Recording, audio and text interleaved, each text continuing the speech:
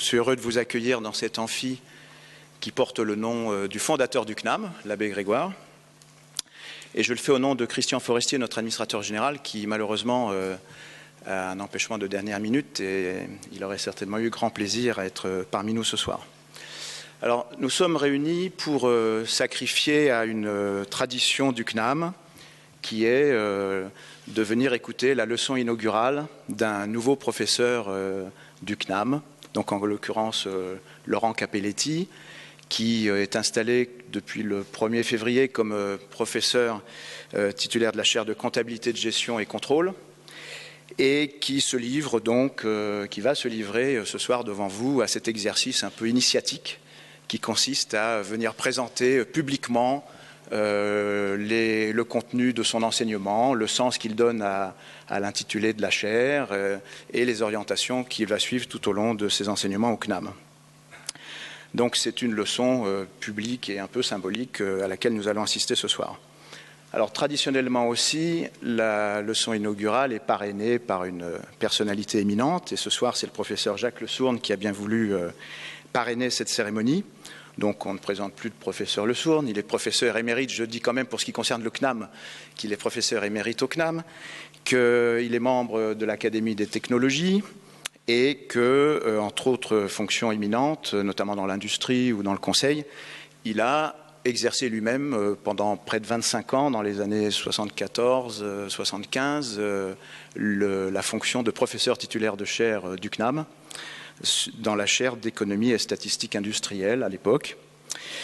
Donc le CNAM, monsieur le professeur, a beaucoup changé depuis cette époque. Je suis peut-être trop loin. C'est un établissement, comme j'ai dit, donc, qui a des traditions, puisque la manifestation ce soir en est une illustration et un exemple. Et en même temps, c'est un établissement qui, de tout temps, a su être ancré dans son époque. Je n'ose pas dire pratiquement depuis sa création en 1794, parce que quand on regarde les objectifs qui étaient assignés au CNAM par la Convention en 1794, ils sont d'une étonnante modernité.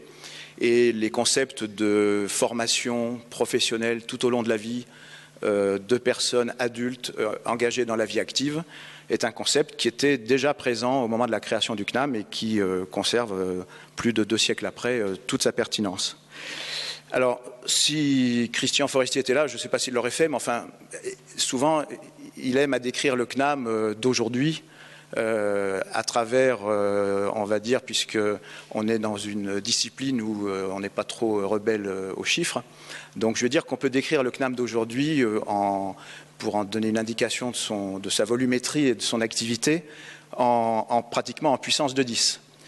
D'abord, le CNAM, c'est un établissement d'enseignement supérieur qui propose sur l'ensemble du territoire environ 1000 unités de formation de toute nature, depuis les sciences industrielles jusqu'aux sciences dites humaines ou sociales ou sociologiques.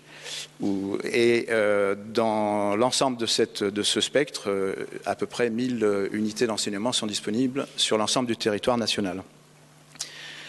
Ces unités d'enseignement, elles sont dispensées par environ 10 000 enseignants, que ce soit des enseignants permanents comme le sont nos professeurs du CNAM, mais comme le sont aussi des professeurs de statut universitaire qui sont affectés à l'établissement, ou bien des enseignants qui sont plutôt des chargés d'enseignement, qui sont souvent vacataires parce qu'ils proviennent du monde industriel et que donc ils enseignent d'une manière qui est moins permanente et moins pleine en termes d'horaire, si je puis dire, que les professeurs permanents.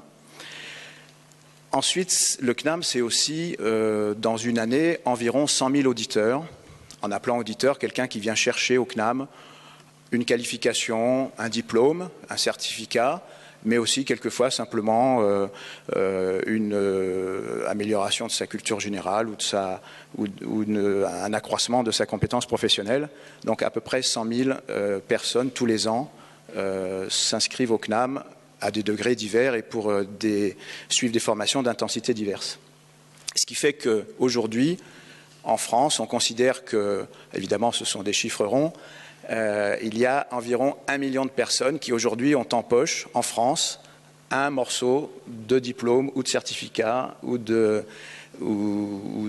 d'attestation de réussite d'une unité d'enseignement du CNAM. Donc le CNAM, vous voyez, c'est facile à se rappeler, c'est 1000 unités d'enseignement, 10 000 enseignants, 100 000 auditeurs, 1 million de personnes actuellement passées par le CNAM en France, en stock, si je puis dire.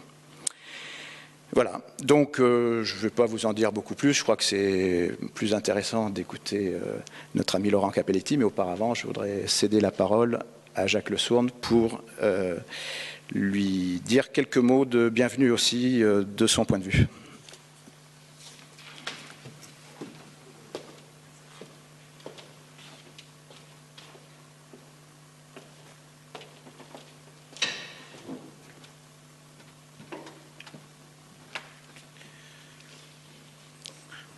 Chers collègues, cher professeur Capelletti, j'ai aujourd'hui l'occasion de vivre une innovation dans ma vie, puisque bien que professeur émérite au CNAM, je n'ai jamais fait de leçon inaugurale. Et pire que cela, je n'ai jamais assisté à la leçon inaugurale d'un collègue. Donc ce soir, c'est une double nouveauté, puisque d'une part, j'assiste à la leçon inaugurale du professeur Capelletti et d'autre part, je dis quelques mots avant sa leçon inaugurale.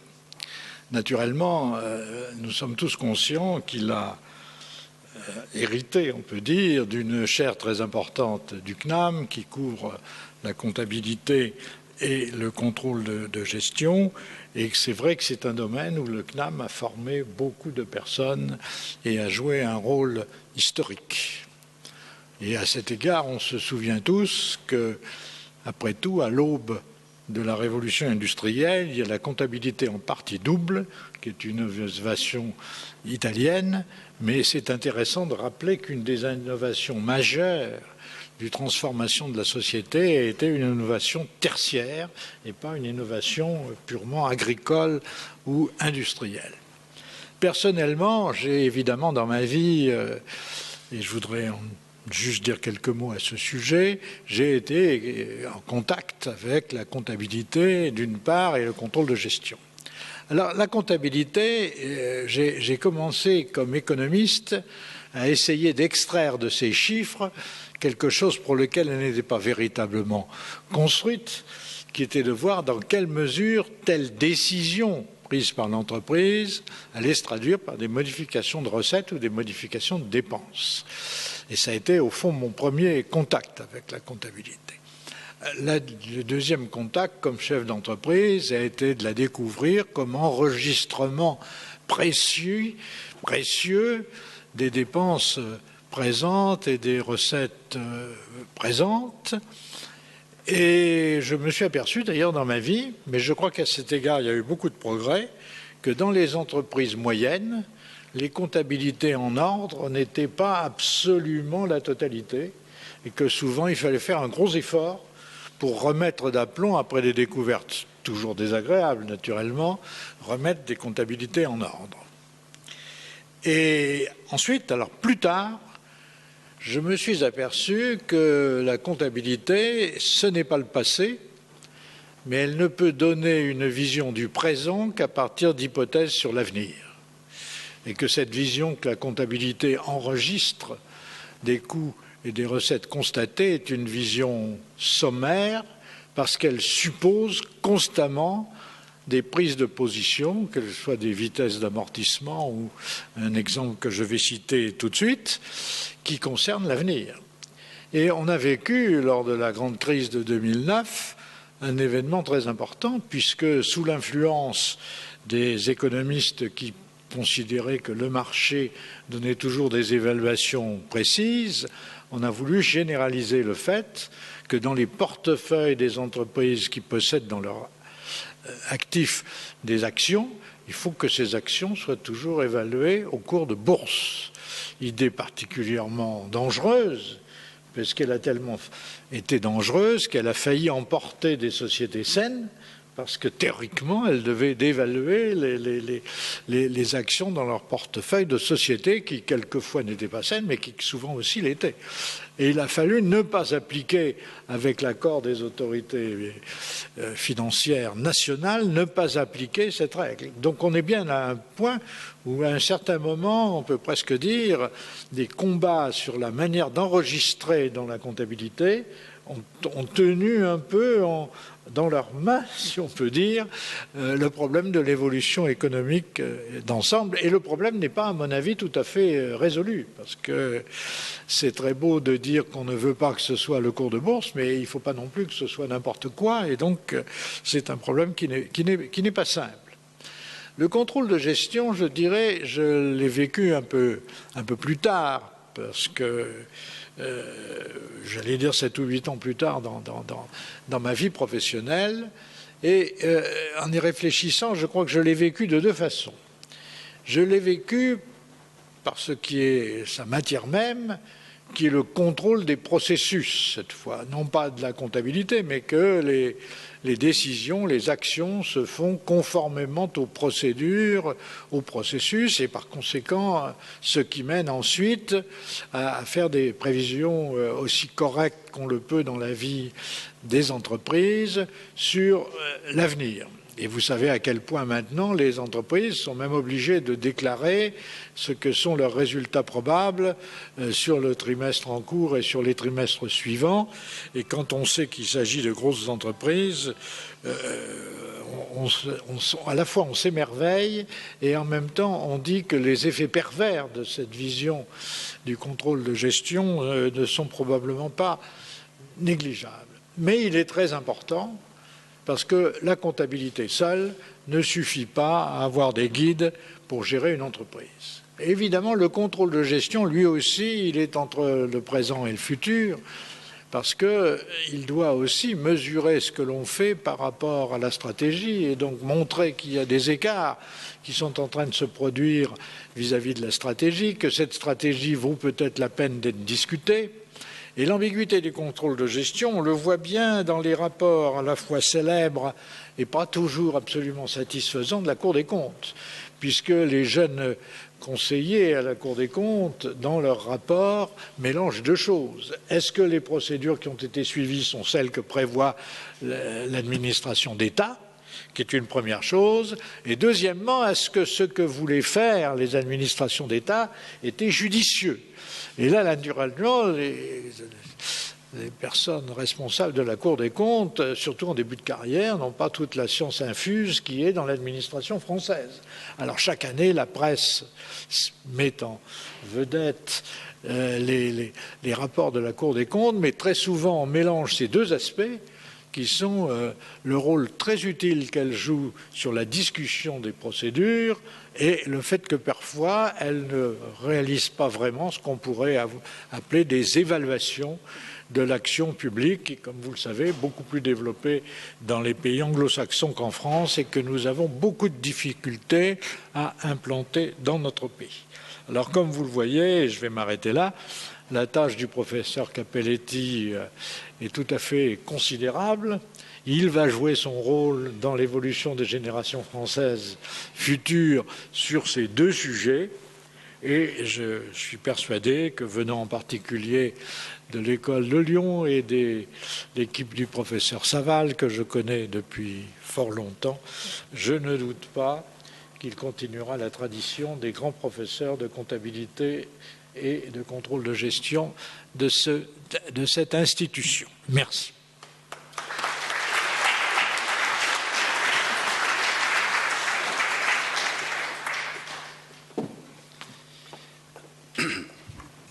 Donc merci beaucoup, professeur Le Sourne.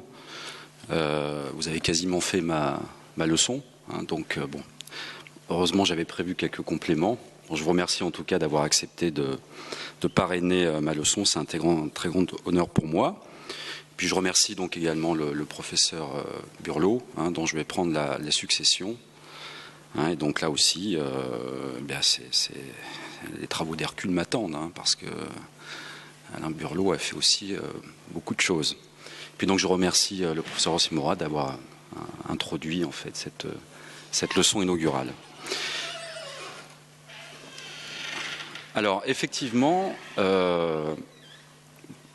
pour bâtir cette leçon, l'interrogation porte sur est-ce que je vais développer les aspects techniques de la comptabilité, du contrôle de gestion. Est-ce que alors j'ai choisi en fait d'articuler mon propos autour de deux axes qui devraient permettre à la fin puisqu'il faut être assez rapide malgré tout, hein, à 19h si tout va bien, un cocktail nous attend.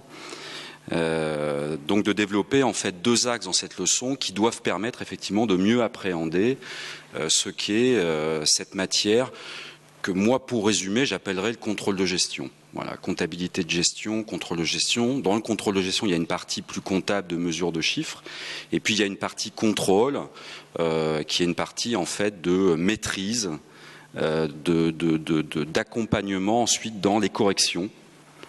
Et c'est ce que j'essaierai de développer. Il y a une partie, voire même donc changement. C'est ça le paradoxe. C'est-à-dire le contrôle qui logiquement doit ramener vers la norme. Lorsqu'on constate des écarts, par les corrections qu'il va imposer, peut provoquer de l'apprentissage et voire même du changement. Et donc, dans une deuxième partie, j'essaierai de montrer en fait justement en quoi cette matière pleine de bruit et de fureur.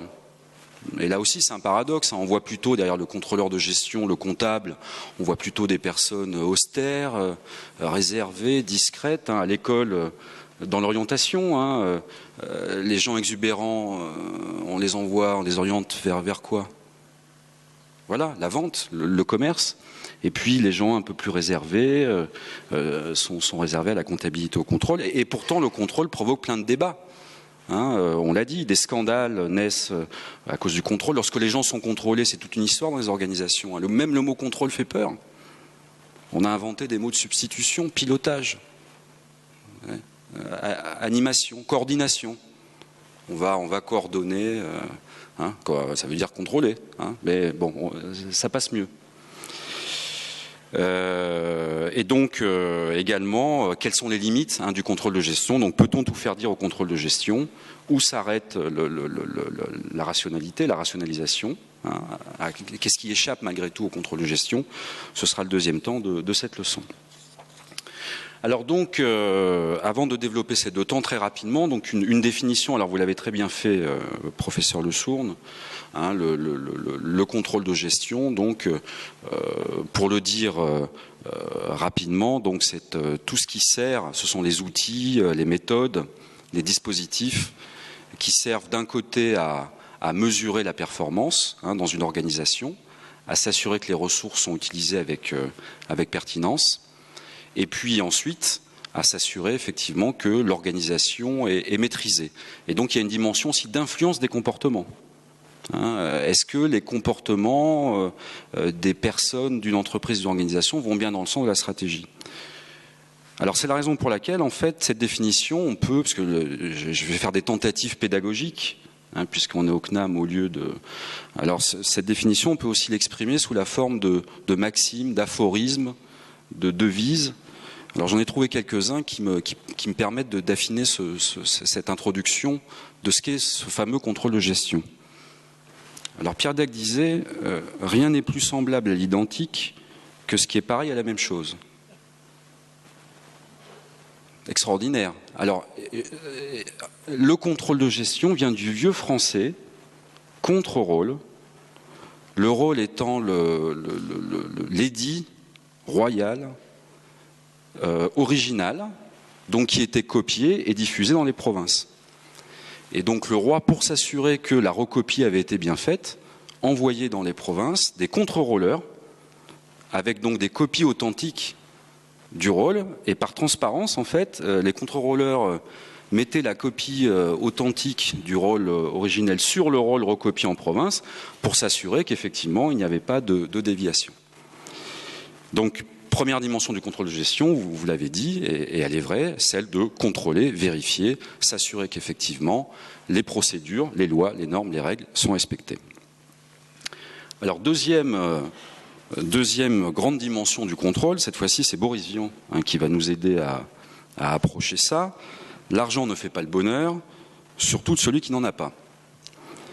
Il y a une dimension d'efficience hein, dans le contrôle de gestion. Donc pourquoi toutes ces vérifications, pourquoi ces mesures, pourquoi s'assurer que les choses sont bien respectées?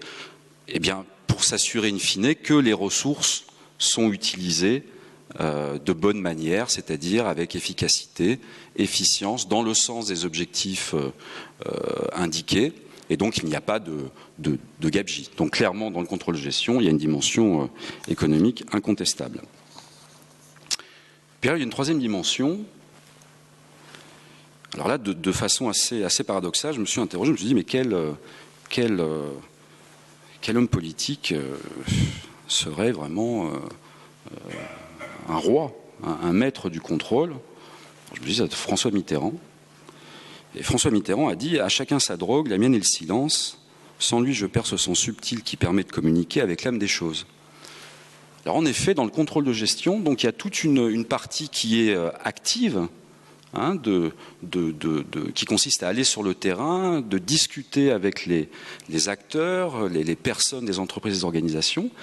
Et puis, il y a toute une partie aussi qui est silencieuse, en fait, hein, d'écoute, d'observation, d'analyse. Et le silence est effectivement une arme, un outil très important du contrôleur de gestion, ce que permet parfaitement de saisir cette maxime. Alors, pour finir cette introduction, il faut quand même que vous repartiez avec quelques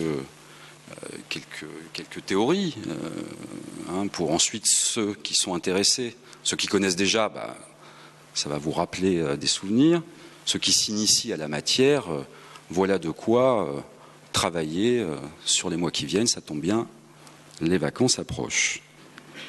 Alors, les pères fondateurs du contrôle de gestion, on retrouve en fait les théoriciens des organisations classiques historiques, hein, que tout le monde connaît, Taylor, Fayol, Weber. En fait, ces théories des organisations sont des théories du contrôle de gestion, hein.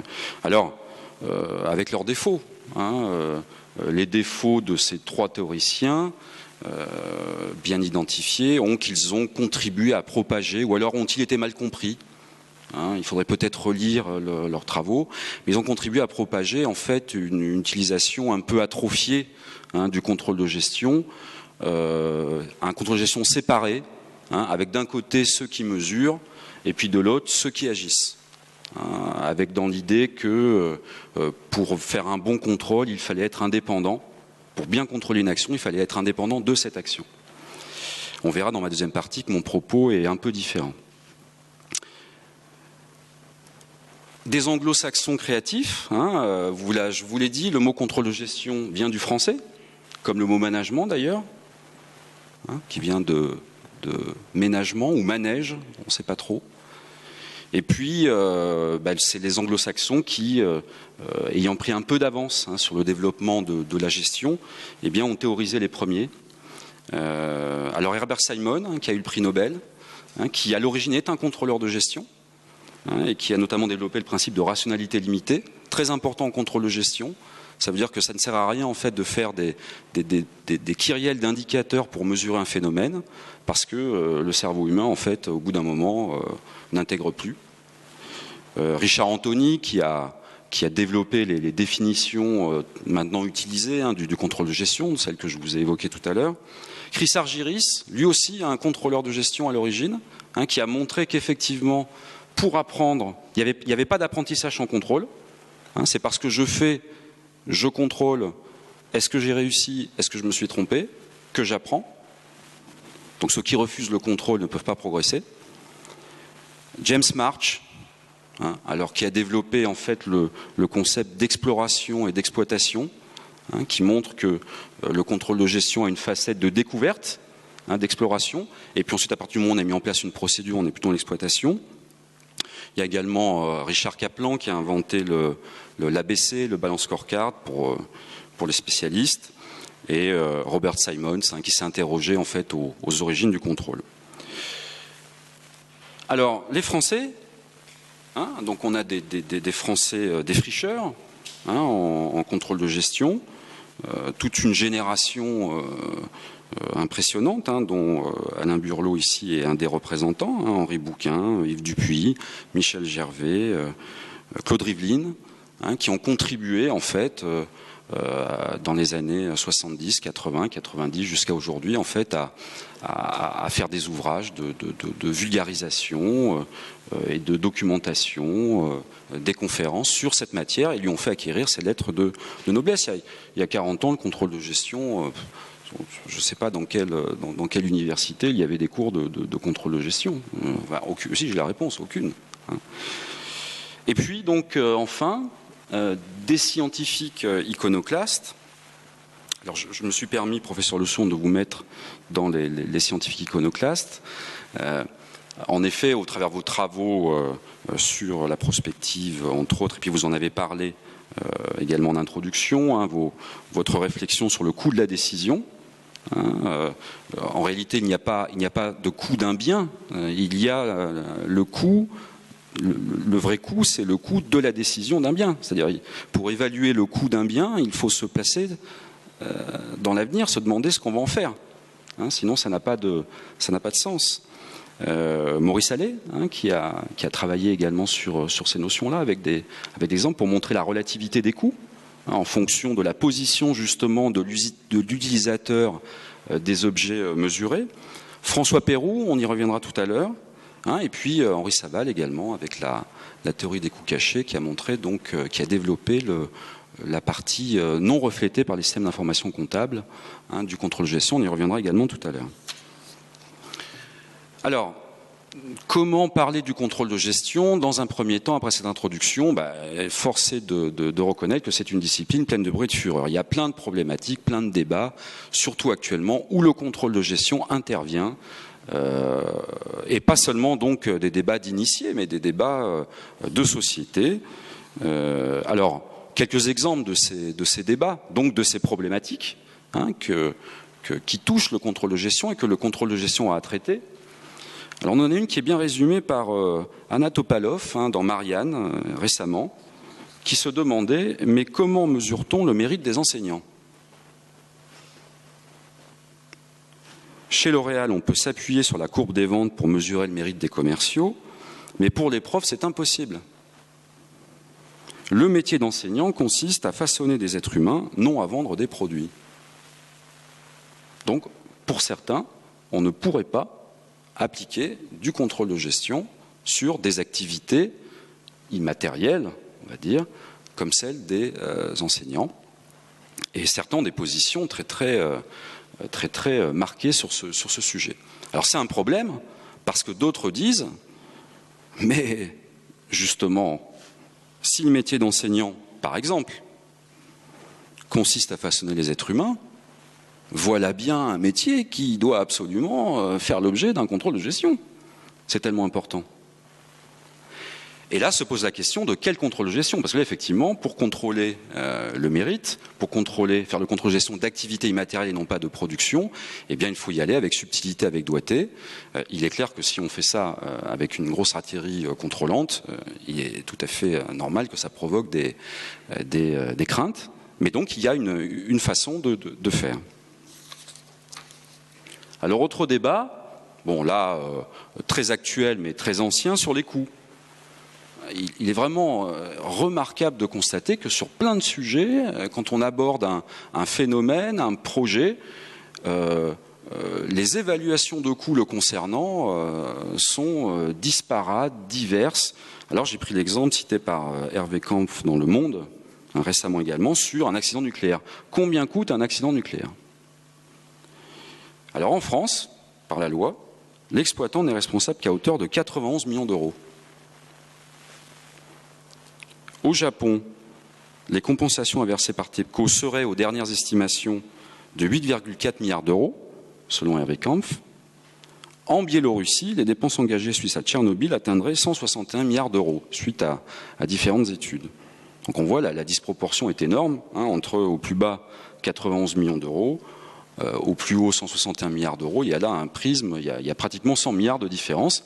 Et sur énormément de sujets, c'est la même chose. J'en ai des débats sur la construction en ce moment de musées dans ma bonne ville de Lyon, le musée des Confluences. Hein. Alors, ça devait coûter 100 milliards, maintenant on sera à 400. Enfin, bon, des différences absolument énormes. Il y a des interrogations sur le coût du jambon. Hein. Il y a des débats comme ça, mais où passe la marge? Enfin bon. Et pareil, des évaluations disparates, diverses. C'est un problème, une problématique du contrôle de gestion. Alors, autre problématique. Ce matin, donc je suis au CNAM Intech près de la Bourse, et il y avait une manifestation des salariés de l'AMF, hein, qu'à côté de la Bourse à Paris, vous avez l'autorité des marchés financiers, je ne sais pas si certains l'ont vu, hein, qui protestaient parce que des salariés s'étaient fait harceler, à cause de méthodes de management trop dures. Et ça aussi, c'est une problématique du contrôle de gestion, c'est-à-dire le contrôle de gestion doit faire tout ça, doit faire cette mesure et cet accompagnement du changement, cette vérification de procédure, mais évidemment sans mettre une pression exagérée sur les acteurs d'une organisation, hein, pour ne pas les étouffer, voire les burn-outer, si je peux me permettre cet anglicisme. Et ça, ça a été bien décrit par Miguel Benassayag, donc, qui écrivait récemment dans Le Monde: le travail a à voir avec le désir et le lien. Qui peut prétendre quantifier et rationaliser cela? Nos petits soldats du management, c'était le contrôle de gestion, hein, se méfient du vivant, de la complexité, de l'insaisissable. Ils n'ont qu'un mot à la bouche: la loi. Ces personnes-là, Lacan les appelait des jouis la loi. Ils savent harceler sans dépasser les limites légales. Donc c'est une problématique. Est-ce que est-ce que les contrôleurs de gestion sont des jouis la loi? En tout cas, alors ma réponse bien sûr est non, je ne suis pas d'accord avec Miguel Benassayag, mais c'est une problématique que les contrôleurs de gestion doivent prendre en compte. Il faut que dans leur méthode, en fait, ils intègrent le fait qu'ils ont face à eux en fait des êtres humains, hein, et ils doivent faire leur métier effectivement avec des méthodologies adaptées.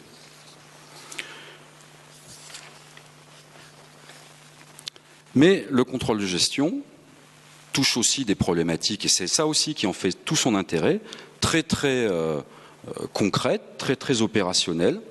En réalité, sans le savoir, chacun fait du contrôle de gestion chez lui. Hein, c'est la gestion en fait du revenu à la fin du mois. Hein, quand on fait une balance, quand on veut acheter une voiture, ou qu'on construit une maison, et qu'on s'assure que le prévisionnel donc est bien conforme au réalisé. Et là, on retrouve tout à fait ça. Donc les artisans, ma coiffeuse récemment, enfin en 2009, on a eu une très longue discussion. D'ailleurs, je lui ai vendu une mission de contrôle de gestion finalement. Enfin, j'ai échangé. J'ai troqué des soins capillaires contre une assistance au tableau de bord. Me disait, 3 mois après le rachat du salon, mon employé est parti chez un autre coiffeur du quartier, drainant avec elle des clients. J'ai perdu 35% de mon chiffre d'affaires, autant dire un bon tiers de la valeur de mon affaire. On retrouve là, sur une coiffeuse, la problématique de la valorisation d'une entreprise. Elle rachète un bien, un employé clé s'en va peu de temps après, bilan des courses, la valeur a perdu 30%. Elle était bien ennuyée parce que ses remboursements d'emprunt, eux, sont restés les mêmes. N'ont pas baissé de 30%. Donc, vous voyez une foultitude de problématiques. Bon, j'en résume quelques-unes. Donc, bien sûr, des problématiques éthiques. Hein, il faut contrôler d'un côté, mais avec mesure de l'autre. Des problématiques touchant à l'opacité, la transparence. Qu'est-ce qu'on éclaire? Est-ce qu'on peut tout éclairer?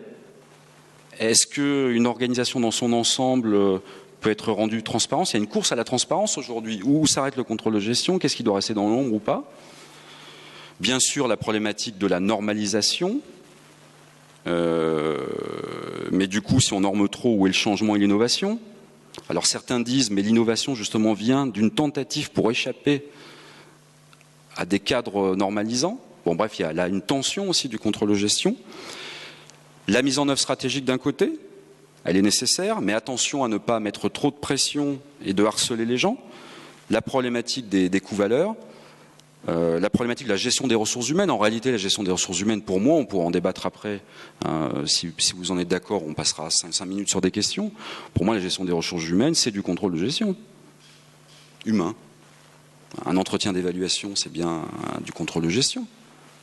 On discute avec une personne de ses objectifs, on évalue ce qu'elle a réalisé et on se met d'accord sur des moyens pour atteindre les objectifs suivants. La confiance, bien sûr, le contrôle de gestion, c'est le système de confiance du dirigeant. Sans contrôle de gestion, me disait un dirigeant, lors d'une recherche-intervention, un PDG d'un groupe industriel de 500 personnes me disait « Je ne sais pas ce qui se passe sur les sites de mon groupe. Les directeurs se comportent en petits féodaux qui remontent mal les reportings, contestent la stratégie, et tout cela au motif de leur sacro-sainte autonomie. Donc je n'y vois rien, c'est le brouillard, j'en ai marre. » Donc le contrôle de gestion, ce dirigeant en avait bien besoin. Alors, donc après cette partie définition et éclairage des problématiques, peut-on tout faire dire au contrôle de gestion? Quel usage du contrôle de gestion? Quelles sont les perspectives offertes par cette discipline? Peut-on tout lui faire dire, même la vérité? Alors oui, enfin, on peut lui faire dire beaucoup de choses. La vérité en gestion, en management n'existant pas. Je l'ai mis là à titre caricatural, pédagogique. Oui, à condition de, comme le disait Plot, il faut casser le noyau pour en avoir l'amande. C'est-à-dire que le contrôleur de gestion doit rentrer dans l'organisation, doit rentrer dans l'action qu'il a à contrôler pour dépasser les apparences, faire du contrôle de gestion dans son bureau sur la base de rapports d'activité ou d'enquêtes par questionnaire, enfin c'est tout sauf du contrôle de gestion, pour aller sur le terrain et repérer l'essence d'un phénomène, pour effectivement s'assurer que ce phénomène se déroule bien conformément en fait à la stratégie, et si ce n'est pas le cas, voir comment on peut améliorer les choses. Alors, le problème, c'est que, attention, casser, donc là, parce que c'est Plot a dit casser, mais il ne faut pas évidemment casser, le contrôle de gestion ne doit pas casser le phénomène pour l'observer, il doit y aller muni de méthodologies adaptées. Pour cela, parce que le problème de l'organisation, c'est que ça ne se voit pas, c'est ça le problème. Une voiture, on la voit, une équipe qui travaille ensemble, c'est immatériel, c'est incorporel. Donc, pour faire du bon contrôle de gestion, il faut avoir des modèles d'organisation en tête. Alors moi, je vous en propose 2 sur lesquels je m'appuie et que j'ai expérimenté, que je défends. Donc le premier, c'est le modèle de la théorie de l'unité active de François Perroux. Alors que dit ce modèle? Ce modèle dit, si vous allez faire du contrôle de gestion, ayez bien conscience de 2 choses. D'une part, que l'action organisée, un phénomène d'entreprise que vous allez contrôler, c'est d'abord un système avec des éléments, c'est-à-dire des êtres humains, entre qui se nouent des relations de pouvoir, d'interrelation et de rationalité. Sous-entendu, si vous êtes contrôleur de gestion, il faut vous occuper de ces phénomènes-là. Et Perroux dit l'unité active, le fonctionnement de l'unité active, c'est le couplage donc, de ces éléments avec un système donc, de fonctionnement, c'est-à-dire avec un flux de production. Donc l'activité, c'est quoi? L'activité organisée, c'est quoi? Ce sont des agents, il appelle ça un système PIR, de pouvoir, d'interrelation et de rationalité, donc qui s'engueulent, entre lesquels il y a des relations de pouvoir, qui nouent des relations particulières, qui ont une rationalité limitée. Et ces personnes-là se lient entre elles pour transformer des mises, des ressources, des entrées, en produits, en résultats. Donc quand on est contrôleur de gestion, quand on fait de la comptabilité, on ne doit pas se contenter simplement, comme la comptabilité classique ou le contrôle de gestion classique, on ne doit pas se contenter simplement de mesurer la différence, je résume, entre le résultat et la mise, parce que sinon, on laisse de côté toute une série de phénomènes qui expliquent justement, qui sont à l'origine de l'avenir d'une organisation. Au jour d'aujourd'hui, une organisation peut avoir un bon résultat, mais si les gens, de façon souterraine, sont en train de se tirer dans les pattes, on peut être sûr que dans 6 mois, 1 an, comme l'employé de ma coiffeuse qui est parti, parce qu'elle ne s'entendait pas avec elle, m'a-t-elle avoué, au bout du compte, eh bien, le résultat va baisser. Alors Perroux insiste sur un point extrêmement intéressant, il dit le point intéressant est l'instabilité du couplage, c'est-à-dire en fait quand le couplage n'est pas stable, invitant par là même à une approche des sens dysfonctionnels. Donc le deuxième modèle que j'utilise beaucoup, et je vous invite à l'utiliser, donc c'est le modèle de la théorie socio-économique de Saval-Lézardé, alors qui, dans la continuité, l'exploration de ces travaux de Perroux, ont montré finalement que l'activité naissait de l'interaction entre des structures et des comportements. Et si cette interaction était bonne, le fonctionnement était orthofonctionnel, tout allait bien. Et si cette interaction était mauvaise, il y avait des dysfonctionnements qui entraînaient donc des coûts cachés, non ou mal reflétés par la comptabilité. Donc ce modèle invite le contrôleur de gestion, lorsqu'il va sur le terrain faire son travail, à analyser non pas seulement les comptes qui ne reflètent que la différence, je caricature, mais c'est à peu près ça, entre les résultats et la mise, mais l'invite aussi en fait à explorer cette interaction entre structure et comportement, c'est-à-dire les dysfonctionnements, approche dysfonctionnelle. Et on retrouve là l'injonction de François Perroux, l'instabilité du couplage. Voilà qui est intéressant. La différence entre ce que je fais et ce que je voudrais faire. La différence entre ce qui se passe dans l'organisation et ce qu'elle souhaiterait et sa stratégie. Alors, muni de ces modèles, le contrôleur de gestion, donc le bon contrôle de gestion finalement, peut apparaître comme un vecteur de cohésion dans une organisation. Alors, dans beaucoup d'organisations, ça ne marche pas du tout comme ça. Là, je vous présente le contrôle de gestion lorsqu'il est adapté, qu'il repose sur des bons modèles avec des bons outils, mais lorsqu'il fonctionne bien, il est vecteur en fait de cohésion de l'organisation. Pourquoi? Parce que vous travaillez tous, donc vous voyez bien que dans une... Et vous êtes chef également d'entreprise ou enseignant.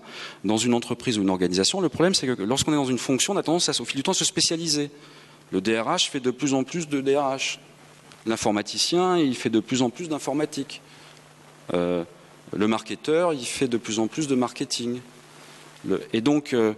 s'il n'y a pas à un moment donné des outils communs pour fédérer cet ensemble, eh bien l'organisation peut éclater.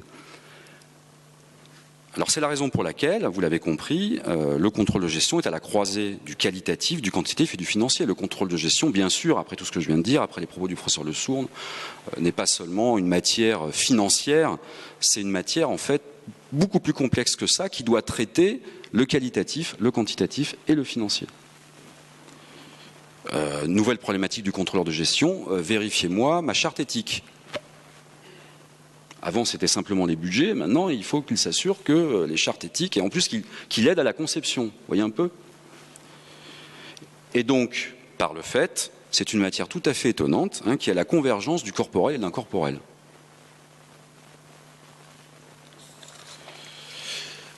Alors, quel serait finalement, donc reposant sur ces bons modèles, quel serait selon moi, au stade actuel de mes connaissances? Donc je laisserai un peu de temps pour des questions, pour ceux qui le souhaitent, on pourra en débattre. L'état de ma connaissance est le suivant.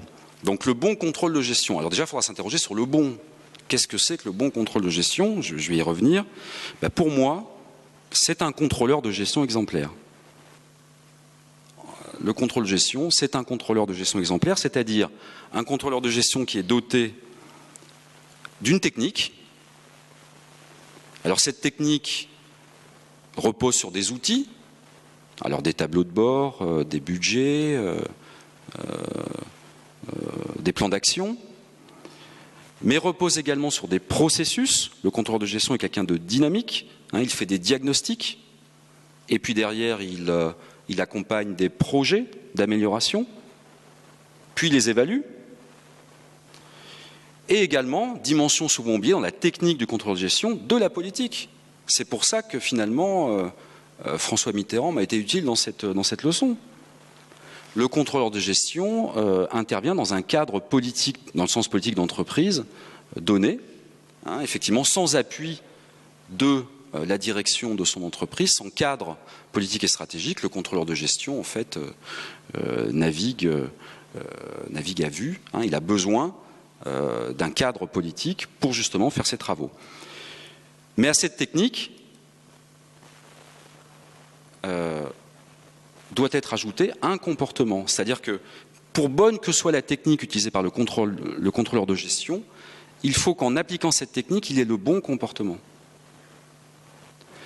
Et ça, c'est très souvent oublié par les ouvrages en contrôle de gestion. Les ouvrages font de nombreuses pages sur la technique, puis à côté, on ne met pas le... mais vous le savez tous, alors en particulier ceux qui font de la gestion, un bon outil de gestion, mal utilisé, vous pouvez en faire n'importe quoi. Hein. J'en vois qui sourient. Alors, le bon comportement du contrôleur de gestion, au stade où j'en suis, le contrôleur de gestion doit être un médiateur, hein, puisqu'il intervient, il mesure, donc forcément il va se retrouver en fait entre des conflits, hein, donc il est là aussi pour faire parler les uns, les autres, trouver des consensus.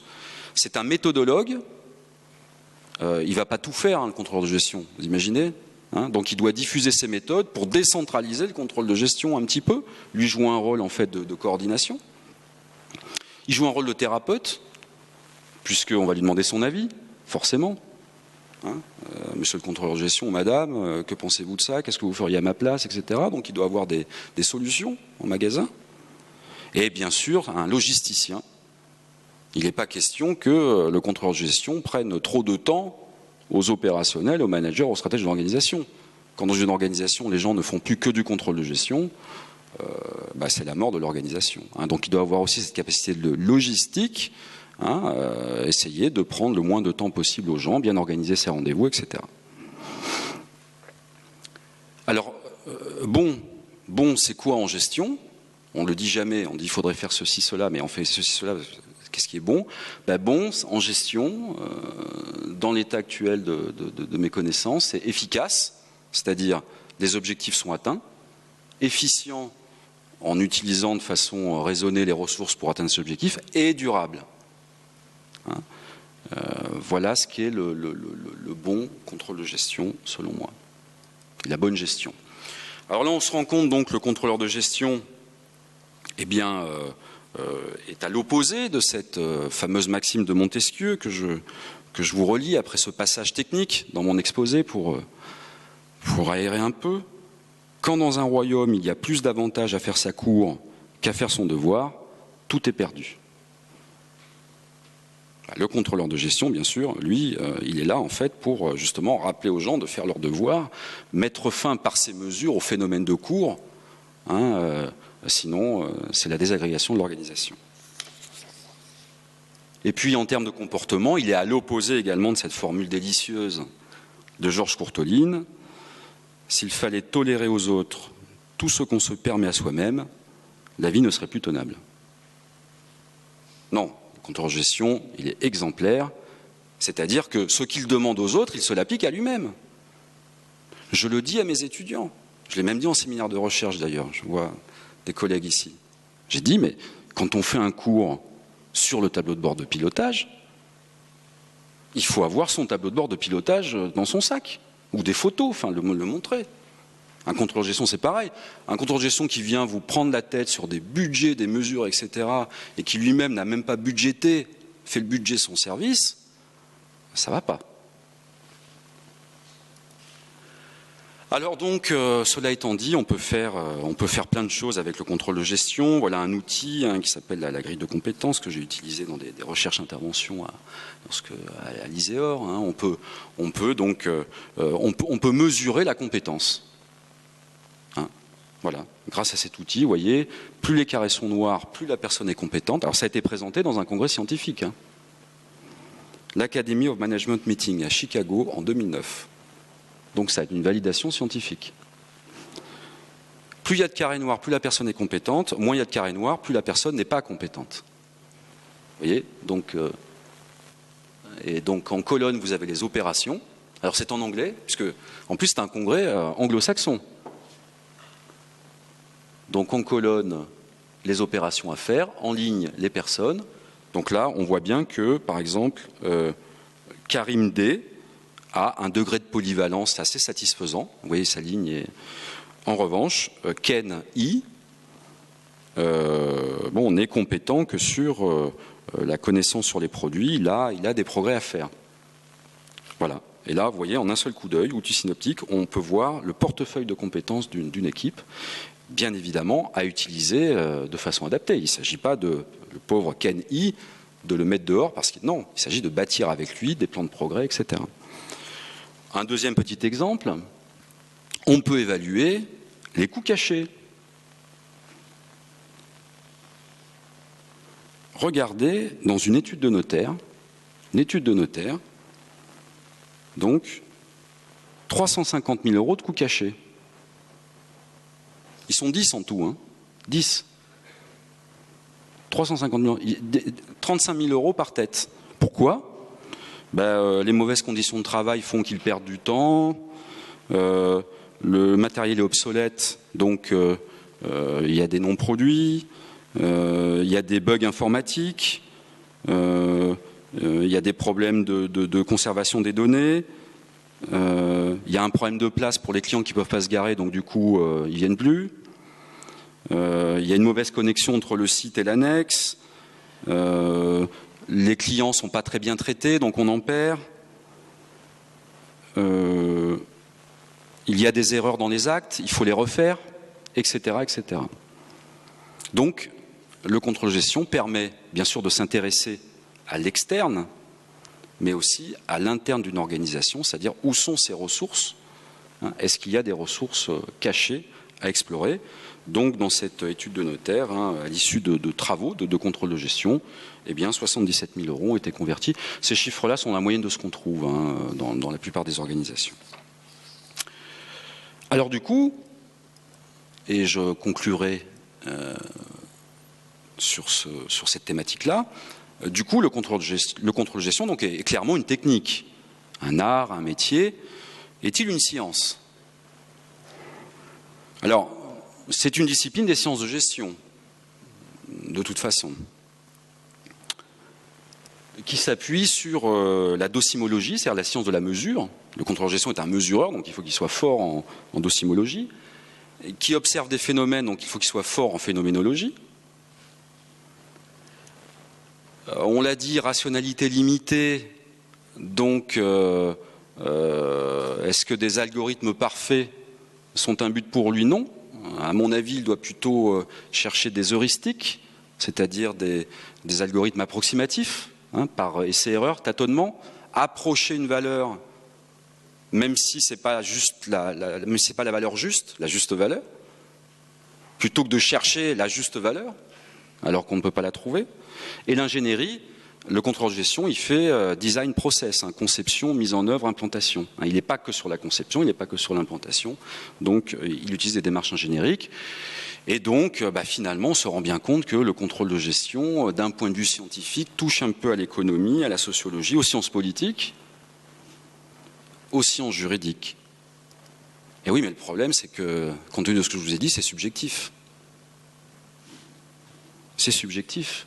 Puisqu'il intervient, il est en interaction avec des acteurs, il n'est pas donc indépendant d'eux. Donc, le contrôleur, alors Sartre disait l'homme, l'homme n'est rien d'autre que ce qu'il se fait, c'est ce qu'on appelle la subjectivité. Bon, je lui ai emprunté, j'ai un peu changé sa phrase, le contrôleur n'est rien d'autre que ce qu'il se fait, puisque le contrôle de gestion est un contrôleur de gestion, c'est ce qu'on appelle la subjectivité. Alors là, problème. Quelle scientificité accorder au contrôle de gestion s'il est subjectif? Alors là, c'est très intéressant parce que, et je terminerai par ce point, c'est très intéressant parce que la création de connaissances d'intention scientifique, je dis intention scientifique en hommage à François Pérou, qui disait la création de connaissances scientifiques, d'intention scientifique est possible en contrôle de gestion. Oui, parce qu'on a un certain nombre de chercheurs, effectivement, qui réfléchissent et qui ont trouvé, en fait, des techniques épistémologiques pour justement créer des connaissances dans ces matières complexes, comme le contrôle de gestion, qui ne sont pas objectives, mais qui sont douées d'une grande dimension subjective. Alors, ces chercheurs sont Gebhardt, l'ethnostatistique, pour ceux que ça intéresse, c'est-à-dire l'influence des chiffres sur la prise de décision, Pfeffer, avec l'evidence-based management, et Rousseau, son élève, Sabal sur la calimétrie, Van de Ven et Johnson sur le chercheur engagé. Alors, quels sont les quelques résultats? Il y en a bien d'autres, mais sur lesquels j'ai choisi de centrer mes propos en phase pour conclure. Avec le contrôle de gestion, on peut également faire de la recherche en sciences humaines, en sciences sociales, sous réserve de mobiliser les dispositifs épistémologiques suivants. La contingence générique, alors qu'est-ce que c'est? Ça veut simplement dire il y a effectivement des observations qui sont locales, ça ne sert à rien d'essayer de les généraliser. En revanche, par accumulation des observations terrain après terrain, on peut repérer des régularités, c'est-à-dire des connaissances douées d'un certain caractère générique. Conservons-les. Lorsqu'elles sont remises en cause, éliminons-les. Mais tant qu'on les voit régulièrement et souvent, on va considérer que c'est une connaissance établie. L'intersubjectivité contradictoire, là c'est un concept extrêmement intéressant, c'est-à-dire, oui, donc le contrôle de gestion est subjectif, le contrôle de gestion se fait par interaction avec des acteurs, donc du coup c'est subjectif. Comment objectiver des données subjectives par intersubjectivité contradictoire, c'est-à-dire en faisant parler des parties prenantes d'un phénomène de façon contradictoire pour, par consensus, qu'elles se mettent d'accord sur le sujet. Si j'applique ça par exemple au coût de l'incident nucléaire, il faudrait mettre autour d'une table en fait des parties prenantes de ce genre de phénomène, des ingénieurs d'EDF, des représentants d'associations écologiques, etc., et les laisser parler pendant, pas trop longtemps quand même, laisser parler sous l'arbitrage d'un contrôleur de gestion. Ça ne pourrait jamais s'arrêter, mais c'est pour ça qu'il faut l'arbitrage du contrôleur de gestion, animateur de débat. Bien sûr, l'interactivité cognitive, dans ces disciplines donc subjectivo-objectives, entre les deux, mais très douées d'une certaine subjectivité, bien sûr, il faut de l'interaction avec les acteurs. Le contrôleur de gestion doit absolument aller questionner les acteurs, interagir avec eux. Tout ceci, il faut le faire sur le terrain, donc il faut effectivement mettre en place une épistémologie intégrée, c'est-à-dire qu'il faut que dans les outils de contrôle de gestion, ces outils intègrent ces trois dispositifs. Et cela permet donc, cinquième concept épistémologique, cela permet peut-être donc de faire ce qu'on appelle donc de l'isomorphisme conceptuel, c'est-à-dire est-ce que par hasard, c'est un peu ce que j'ai tenté de faire avec la coiffeuse, l'étude de notaire, l'électricité nucléaire, etc. C'est-à-dire, est-ce qu'on ne peut pas repérer des régularités, y compris dans des ensembles qui, d'un point de vue économique, sont dans des champs très différents.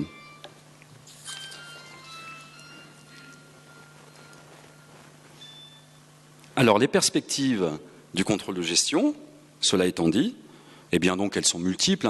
J'espère vous avoir convaincu de c'était mon propos en fait, de la densité, de la richesse, de la dimension, du volume de cette discipline.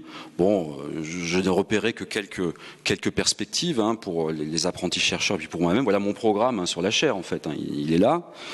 La mesure du capital humain, on n'arrête pas de parler du capital humain. Il y a des débats, comment faire pour le mesurer et le développer. La diversité. Est-ce que ça rapporte la diversité ? Qu'est-ce que ça rapporte? L'inefficience des marchés. On a parlé de coûts cachés, donc si les coûts-valeurs sont cachés, est-ce que les marchés peuvent être efficients? Le développement durable, même chose, comment on mesure? Does it pay to be green? C'est le titre d'un article récent dans l'Academy Management Journal. Qu'est-ce que ça rapporte d'être vert, d'être durable? Il y a plein de travaux à faire. La théorie de la régulation, le contrôle de gestion citoyen. Je vous ai parlé de ma coiffeuse qui avait besoin de contrôle de gestion. Moi, ça devrait être enseigné dès le CP, le contrôle de gestion. Voilà, dans ma chaire, un point qui est extrêmement fort. Et vous savez que ça se discute sur l'introduction de connaissances de base en gestion du foyer, on va dire. Et en Suède, ils en font. La théorie des coûts-valeurs, la gouvernance, la théorie du contrôle social, la prospective. Voilà, donc en guise de conclusion,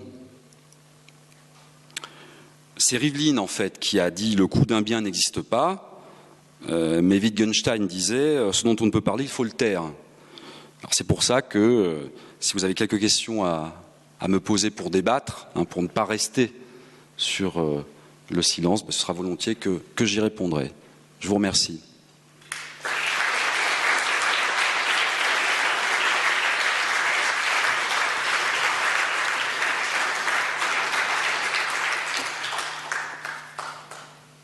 Écoute, j'étais à la fois très réjoui de t'entendre, et puis bon, ça pose plein de questions effectivement de fond. Très réjoui parce que tu n'ignores pas que tu représentes une profession qui effectivement est quand même plutôt perçue comme harceleuse par la plupart des gens qui sont les ingénieurs que moi je peux fréquenter dans diverses entreprises, et bon, qui doivent remplir des tableaux pour dire le temps qu'ils ont passé sur des projets, qui ont le sentiment de perdre un temps considérable finalement à faire ces activités qui sont très éloignées de leur pratique quotidienne. Et moi j'aimerais beaucoup pouvoir leur dire, voilà, le nouveau titulaire de chaire du CNAM nous a dit que le contrôle de gestion, ça devait être contingence générique, interactivité cognitive, intersubjectivité contradictoire. Donc, monsieur le contrôleur de gestion d'EDF, venez nous faire, venez développer des controverses. C'est donc, voilà, c'est fantastique, effectivement, de pouvoir propager ce message dans l'ensemble des entreprises, et d'ailleurs, y compris au CNAM, quand on est victime nous-mêmes de certaines opérations de contrôle de gestion. Alors, donc, à la fois, je suis tout à fait, donc très, très heureux, comme je te le dis. En même temps, il y a quelques difficultés, me semble-t-il, de fond, si tu veux, et certaines contradictions dans ton exposé, de mon point de vue, de sciences humaines. Hein. C'est-à-dire, bon, d'abord, je pense que le terme de contrôle est assez piégeant pour vous, hein, mais tu l'as dit toi-même. C'est-à-dire que, bien évidemment, pour apprendre, pour évoluer, il faut évaluer. Hein, mais est-ce que évaluer, c'est contrôler? C'est-à-dire que contrôler, ça suppose d'une part l'idée d'une norme a priori. Hein, et toi-même, tu dis que tu n'es pas d'accord avec ça, d'une certaine façon, dans une situation. Et d'autre part, ou alors c'est une forme de flicage, quoi. Hein, et quand c'est des gens qui eux-mêmes proposent des méthodes d'évaluation ascendantes, on n'est pas dans le contrôle. Donc je pense que voilà, ce terme pose problème. Mais celui qui pose le plus problème, à mon avis, et qui est le plus en contradiction, c'est la référence permanente à la mesure, d'un côté, et le fait de parler d'intersubjectivité, de controverse de l'autre. C'est-à-dire que, effectivement, le domaine de la mesure, c'est un domaine de l'objectivité. Si on mesure, c'est parce qu'on cherche des étalons, tu vois, on cherche... Et donc, on ne peut pas à la fois défendre la mesure et défendre les qualités fondamentales que tu vois, quand tu dis, voilà, argumentation, controverse, épistémologie intégrée. Et là, vraiment, il y a un très, très grand écart. Et on est effectivement, aujourd'hui, quand on travaille sur les services immatériels, à la recherche d'outils, non pas de mesure, mais d'évaluation, qui fassent un relatif consensus dans un secteur d'activité pour avancer et qui nous sortent de ce sentiment, tu vois, de harcèlement que tu décrivais toi-même. Donc voilà sur quoi je voulais t'interroger. D'accord, bon, je vais répondre très rapidement. Donc oui, ton intervention, c'est le cœur de la problématique, mais on est obligé, surtout en contrôle de gestion, on est obligé de l'affronter. Dans gestion, donc il y a gestion, donc on est dans les entreprises et l'organisation, donc il y a une contrainte de ressources, donc il y a une dimension économique, qu'on soit dans le public, le privé, où tu veux, donc la mesure, elle est nécessaire. L'évaluation est nécessaire, la mesure, je ne suis pas sûr que dans l'immatériel, tu vois, mais bon, c'est un débat. Hein, voilà. Merci. Une autre intervention? Oui. Ah. Moi, je crois que j'ai une voix qui porte assez. J'ai beaucoup apprécié l'histoire de votre coiffeuse. Mais je pense qu'il n'y a pas dans ce secteur des lois bien précises sur le fait qu'un employé qui aille ailleurs. J'ai fait de l'hôtel-restaurant pendant 15 ans de ma vie. Autant vous dire que la gestion, c'est quelque chose d'important. Et surtout, quand elle va dans un hôtel, dans un restaurant, parce qu'on peut bosser comme un malade, faire un chiffre d'affaires phénoménal, et vous faites la boîte de frites. Vous voyez? Ça veut dire que quand vous avez un restaurant gastronomique, il y a une loi, et même, vous pouvez la mettre noir sur blanc, quand vous avez un chef genre Bocuse, ou Robuchon, ou Fernand Point, pas un petit marmiton, un vrai pisto, s'il vous plaît, il n'a pas le droit d'ouvrir un autre restaurant ou de travailler chez la concurrence à moins, je crois, de 80 km. Et pourquoi ça n'existe pas en voiture, ça? Problème. Bon, je pense que tout le monde m'a entendu. Je voulais vous... Et selon vous, un contrôleur de gestion, c'est pas un bureaucrate, c'est un homme orchestre. Tout à fait. Donc sur ce, pour vous répondre très brièvement, donc tout à fait d'accord avec le concept d'homme orchestre. la rotation du personnel, le chiffrage de la rotation du personnel ou l'inverse de la fidélisation du personnel. Grande question, est-ce que ça rapporte de fidéliser quelqu'un qui va rester 15 ans, 20 ans, 30 ans? Toute sa carrière. Si oui, combien? Est-ce que ça coûte, la rotation du personnel? Combien ça coûte? Voilà énormément de travaux où, dans de nombreuses recherches et interventions, en particulier avec l'ISEORG, on a cherché. Pour revenir vers vous, on a beaucoup intervenu dans la restauration, notamment auprès de l'Institut Paul Bocuse. Parce que je donne également des cours de contrôle de gestion aux futurs entrepreneurs restaurateurs. Et effectivement, la fidélisation des employés de qualité, un serveur qui est de qualité, un maître d'hôtel qui est de qualité, un cuisinier qui est de qualité, le fidéliser, s'il y a une loi, pas pour qu'il vous fasse concurrence à 200 mètres, mais même s'il s'en va et qu'il part à 100 km, ben vous êtes perdant parce qu'il va falloir recruter quelqu'un de nouveau, il y a un temps d'apprentissage, etc.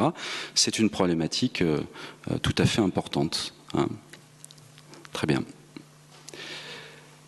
Une dernière question avant d'aller se désaltérer? Non? Eh ben je vous remercie beaucoup, en tout cas, chers collègues, chers amis, chères familles, d'être venus. Et puis, donc, on va... Alors, avant d'aller se désaltérer, ce ne sera pas une dernière question, mais c'est la suite de notre tradition qui est qu'à l'issue de la leçon inaugurale, on remette aux nouveaux professeurs les témoignages de l'accomplissement de son rite de passage. Donc je crois qu'il n'y a pas de discussion sur le fait que le rite a été parfaitement accompli. Donc je te remets, au nom de notre administrateur général, un diplôme qui atteste de cette cérémonie d'aujourd'hui, ainsi qu'une médaille qui est historiquement destinée à être portée sur la toge de professeur, puisque, comme dans l'université d'avant 1968, les professeurs du CNAM portent la toge dans les cérémonies où c'est requis. Donc voilà cette médaille qui témoigne aussi de notre cérémonie d'aujourd'hui et de ton entrée donc dans la communauté du CNAM dans laquelle tu vas exercer longtemps. Donc je n'ose pas inviter nos amis à ta leçon de clôture parce que je pense qu'ils ne seront peut-être pas tous présents, mais enfin... En tout cas, merci. Voilà, avec les plus jeunes d'entre nous, peut-être que vous pourrez assister à la leçon de clôture de Laurent Capelletti. Donc merci beaucoup pour cette prestation. Merci.